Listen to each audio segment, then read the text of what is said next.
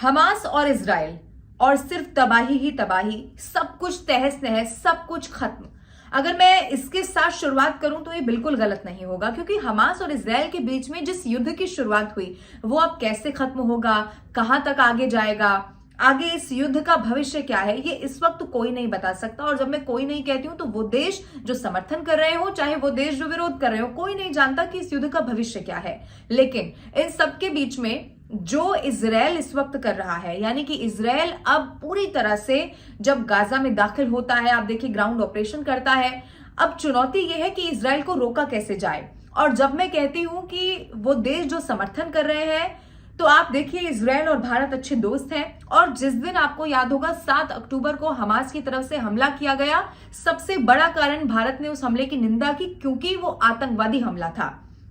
और भारत किसी भी रूप में कोई भी तस्वीर आतंकवाद की भारत के सामने आप पेश कर दीजिए, भारत उसे किसी कीमत पर स्वीकार नहीं करेगा। फिर चाहे कोई भारत से नाराज भी होता है तो हो जाए, लेकिन आतंकवाद भारत के लिए बिल्कुल स्वीकार्य नहीं है। लेकिन इन सबके बीच में अगले हफ्ते एक बहुत दिलचस्प तस्वीर देखने को मिलेगी। वो तब होगा जब मुस्लिम और अरब देशों के जो विदेश मंत्री हैं, जो चीन गए, आपने वो खबरें देख ली होंगी। लेकिन अब वो कहां आ रहे हैं? वो भारत आ रहे हैं।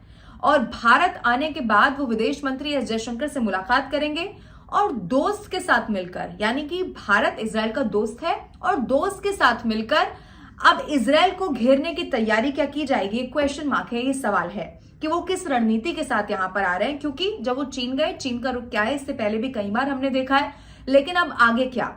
अब जब वो भारत आ रहे हैं तो कंडीशंस इस वक्त क्या बन रही हैं और आने वाले समय में क्या हो सकता है, ये अब इस वीडियो में मैं आपको समझाने की कोशिश करूंगी। तो जरूर आखिर तक आप इस वीडियो को देखिएगा। जब वो भारत आ रहे हैं तो इसे और सरल तरीके से मैं आपको समझाती हूं। भारत जो कि इजराइल को अपना मित्र मानता है, हालांकि जो गाजा में मानवीय सहायता को लेकर हिंदुस्तान ने किया, भारत ने किया, वहां पर कई टन मदद भेजी गई, क्योंकि भारत ये भी कहता है कि वहां पर जो मासूम है उनकी सुरक्षा करना भी जिम्मेदारी होनी चाहिए। उनको भी कैसे सुरक्षित किया जाए, सुरक्षित रखा जाए, इसका ख्याल इस युद्ध में भी रखा जाना चाहिए। और भारत खुद आगे बढ़कर वहां पर मदद करने के लिए आया। लेकिन वो इजराइल जो अब हमले रोकने को तैयार नहीं है, तो उस इजराइल को रोकने के लिए भारत का यहां पर समर्थन चाहिए होगा मुस्लिम अरब देशों को। और जब मैं मुस्लिम और अरब देश कहती हूं तो सऊदी अरब को आप याद करिए। सऊदी अरब और भारत की जो दोस्ती इस वक्त है वो परवान पर है, चरम पर है। और अगर ये कहा जा रहा है, जो इस मुद्दे को, इस पूरी खबर को बहुत करीबी से देखते हैं, समझते हैं, वो एक सवाल कर रहे हैं कि क्या भारत को अब सऊदी अरब और इजराइल में से कुछ चुनना होगा क्या? और जब मैं चुनना कह रही हूं तो उसका मतलब ये है कि क्या किसी एक का समर्थन करना होगा। और अगर सऊदी अरब की बात सुन लेता है भारत, तो फिर इजराइल को रोकना होगा, या इजराइल को अब हमले कम किए जाए, या आने वाले समय में कैसे युद्ध विराम किया जाए, ये देखना होगा। लेकिन मैं अभी भी आपको बता दूं कि सीज फायर को लेकर, और जैसे ब्रिक्स जब यहां पर हुआ वर्चुअली तो भी भारत ने किनारा कर लिया। तो ऐसे कई मौके हैं जब इजराइल के विरोध की कोई बात आती है तो भारत पीछे हट जाता है।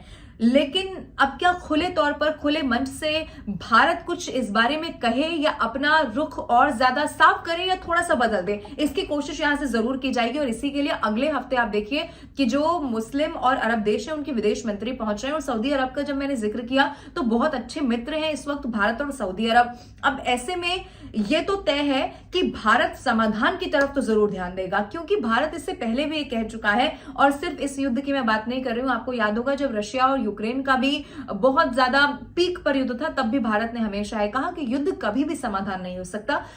बीच का रास्ता क्या है, इस युद्ध को कैसे रोका जा सकता है, आप उस पर ध्यान दीजिए। तो क्या अब बीच का रास्ता कोई ऐसा हो सकता है जिसमें भारत मदद करने को तैयार हो कि युद्ध भी रुक जाए और किसी भी रूप में आतंकवाद को लेकर जो जीरो टॉलरेंस की नीति है वो बरकरार है? क्योंकि यहां पर समझौता भारत किसी भी रूप में नहीं करेगा, ये तो आप तय मान लीजिए।